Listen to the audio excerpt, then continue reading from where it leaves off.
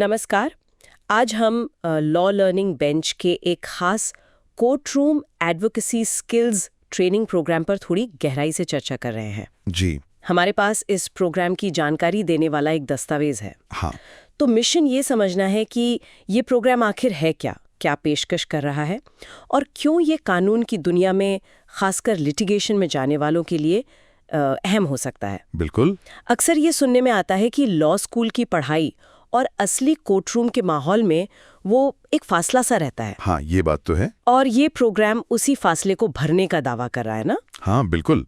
और ये दावा इस बिना पर है कि देखिए, जैसा स्रोत बताता है, भारत में लॉ स्कूल अकादमिक रूप से तो मतलब मजबूत नींव देते हैं। हाँ, थ्योरी तो अच्छी होती है। थ्योरी अच्छी होती है, लेकिन वो जो कोर्टरूम का असल अभ्यास है, मुकदमेबाजी की बारीकियां हैं और कानूनी प्रक्रियाएं, वो अक्सर उतनी तवज्जो नहीं पाती। सही। नतीजा ये होता है कि कई नए वकील जब पहली बार कोर्ट में जाते हैं तो उन्हें काफी, आप कह सकती हैं, झिझक होती है, डर लगता है, समझ नहीं आता क्या करें।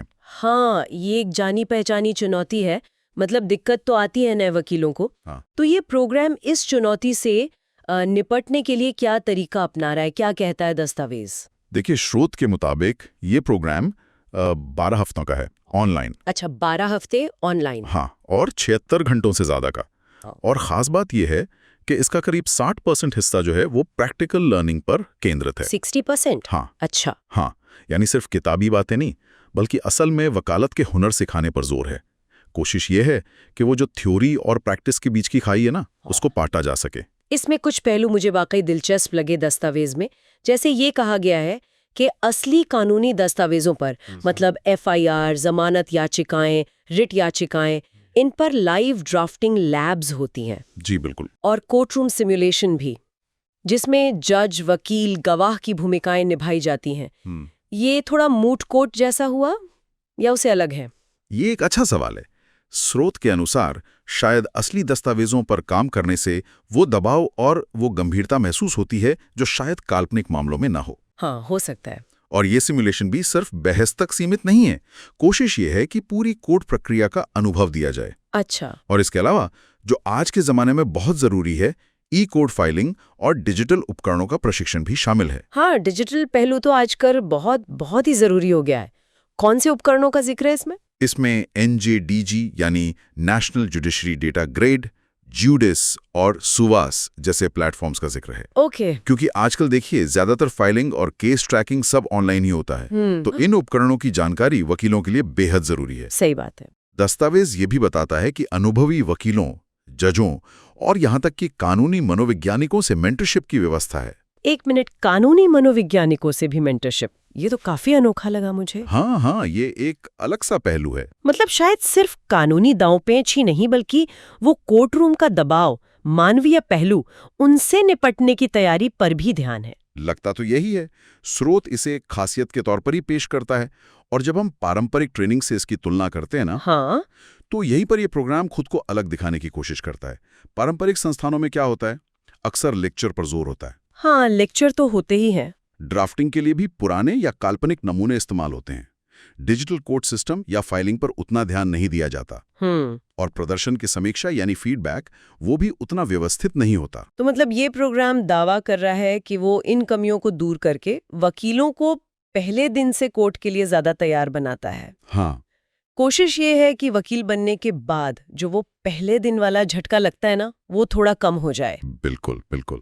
और इसके लिए जो मुख्य कौशल सिखाने का वादा किया गया है, उनमें शामिल हैं क्लाइंट से कैसे बात करें, केस की रणनीति कैसे बनाएं, ओके। सिविल और क्रिमिनल मामलों के ड्राफ्ट कैसे तैयार करें, कोर्ट में अपनी बात प्रभावी ढंग से कैसे रखें, जिसे ओरल एडवोकेसी कहते हैं। हाँ। गवाहों से जिरह करना, मतलब मुख्य परीक्षा और क्रॉस एग्जामिनेशन दोनों। जी। कोर्टरूम का शिष्टाचार, पेशेवर नैतिकता, फाइलिंग की प्रक्रिया और ई कोर्ट का इस्तेमाल, ये सब। ये कौशल तो हाँ, किसी भी लिटिगेटिंग लॉयर के लिए एकदम बुनियाद है। और ये प्रोग्राम किन लोगों को ध्यान में रखकर बनाया गया है, मतलब टारगेट ऑडियंस कौन है? दस्तावेज के अनुसार ये खास तौर पर कानून के अंतिम वर्ष के छात्रों के लिए है, नए स्नातकों के लिए, युवा वकीलों के लिए और ऐसे इन हाउस काउंसिल के लिए भी जो मुकदमेबाजी का हुनर सीखना चाहते हैं। ओके। साथ ही जुडिशल सर्विस के उम्मीदवार और वो वकील भी जो शायद पहले नॉन लिटिगेशन में थे और अब लिटिगेशन में आना चाहते हैं, वो भी इसके लक्षित दर्शक हैं। इसमें ये भी बताया गया है कि कार्यक्रम के सलाहकार पैनल में कुछ बड़े नाम हैं। जी हाँ, दस्तावेज में भारत के पूर्व मुख्य न्यायाधीश जस्टिस के.जी. बालकृष्णन और सुप्रीम कोर्ट के पूर्व न्यायाधीश जस्टिस अजय रस्तोगी का नाम सलाहकार के तौर पर शामिल है। ये नाम तो कार्यक्रम को एक वजन देते हैं, उसकी गंभीरता और विश्वसनीयता को बल मिलता है इससे। बिल्कुल। और संस्थापक एडवोकेट मिथिलेश कुमार पांडे, उनकी अपनी कहानी भी दिलचस्प बताई गई है। क्या? स्रोत बताता है कि उन्होंने अपने शुरुआती दिनों में प्रैक्टिकल ट्रेनिंग की जो कमी खुद महसूस की थी, अच्छा। उसी अनुभव ने उन्हें ये प्रोग्राम बनाने के लिए प्रेरित किया। एक ऐसा प्रोग्राम जो थ्योरी से ज्यादा प्रैक्टिस पर आधारित हो। तो मतलब जो उन्हें नहीं मिला वो दूसरों को देना चाहते हैं। हाँ, कुछ ऐसा ही लगता है। तो कुल मिला के अगर हम सार देखें तो ये प्रोग्राम कानून के छात्रों और युवा वकीलों को प्रैक्टिकल ट्रेनिंग, सिमुलेशन और मेंटरशिप के जरिए कोर्टरूम के लिए तैयार करने का एक महत्वाकांक्षी प्रयास लगता है, जैसा कि इसके दस्तावेज में बताया गया है। हाँ, बिल्कुल। और ये इस अहम सवाल को भी सामने लाता है कि हमारी न्याय व्यवस्था की प्रभावशीलता के लिए वकीलों में सिर्फ सैद्धांतिक ज्ञान होना काफी है, या फिर मजबूत व्यवहारिक कौशल और वो आत्मविश्वास होना भी उतना ही जरूरी है। सही बात है। ये कार्यक्रम खुद को इसी जरूरत के एक समाधान के तौर पर पेश कर रहा है। और यहाँ श्रोताओं के लिए एक विचारणीय बात छोड़ जाते हैं हम। तकनीकी हुनर सीखना तो ठीक है, जरूरी भी है जी, लेकिन क्या इस तरह की संरचित सिमुलेशन आधारित ट्रेनिंग वाकई वो सहज प्रवृत्ति जिसे हम इंस्टिंक्ट कहते हैं, हाँ, इंस्टिंक्ट, और वो आत्मविश्वास, वो कॉन्फिडेंस पैदा कर सकती है जो असल कोर्टरूम के अप्रत्याशित और कभी-कभी बहुत तनाव भरे माहौल से निपटने के लिए जरूरी होता है? ये सोचने वाली बात है।